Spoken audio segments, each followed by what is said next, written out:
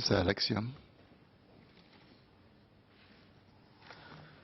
Mr. Chairman, as a nation we strive to be the best, but sometimes we have to take a cold hard look at ourselves to take stock.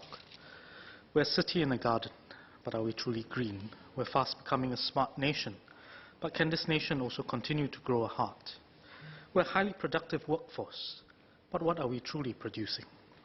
We can be number one on many fronts, but if we allow our most basic of building blocks to start to crumble and weaken, how long more can we keep it up?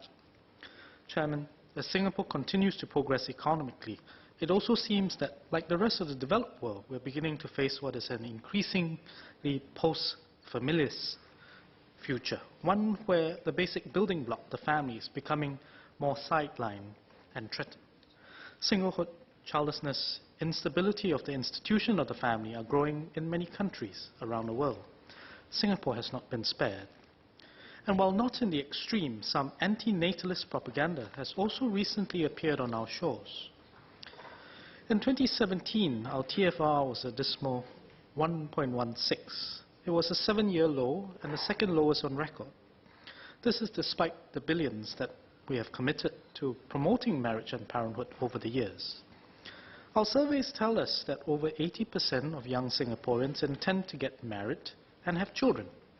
But that intention seems not to be reflected in the actual numbers getting married and also having children. Perhaps it's opportune for us to ask ourselves again, what is it that we're not doing enough of? What I feel is missing from the narrative is addressing the slow and unfortunate change in culture and its threat to the family. Today we live in a stressful world. We can always admit that. One whose pace is breakneck. We all want to work hard, produce better results, and aim for the next rung up in our careers. That is not inherently wrong, but it has unfortunately become the key part of our new culture today. This leaves young Singaporeans breathless. The work ethic subconsciously makes us stay longer in the office, and often even when there's no real reason to do so. Great for the companies, but at what cost to society? We end up having no time to date, no time to go out, no time for ourselves, no time to get married, no time to have children. We cannot be indifferent to this problem as a society. Our very fabric as a nation depends on the family nucleus.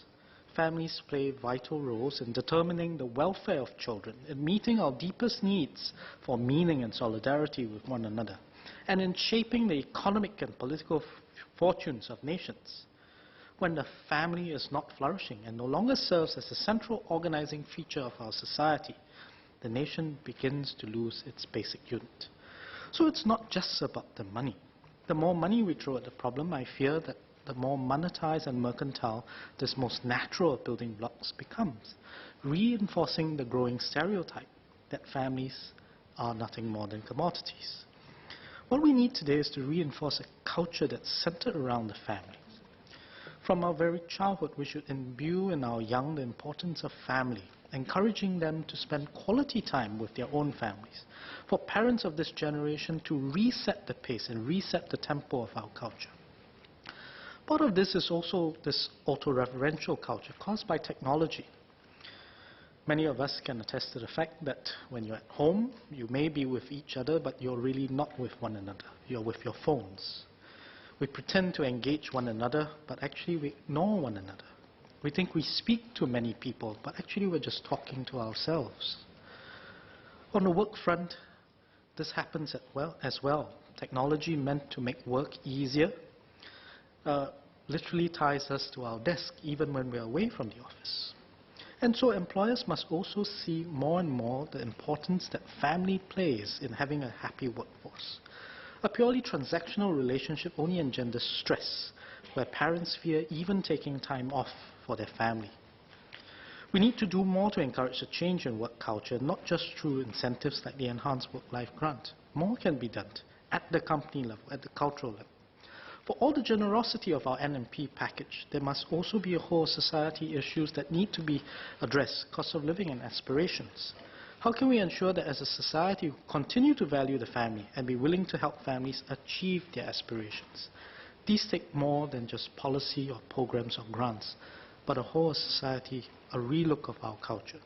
We must do what we can to avoid what some call the systematic humiliation, apathy-inducing neglect, and soul-killing cruelty against the role of families in our society.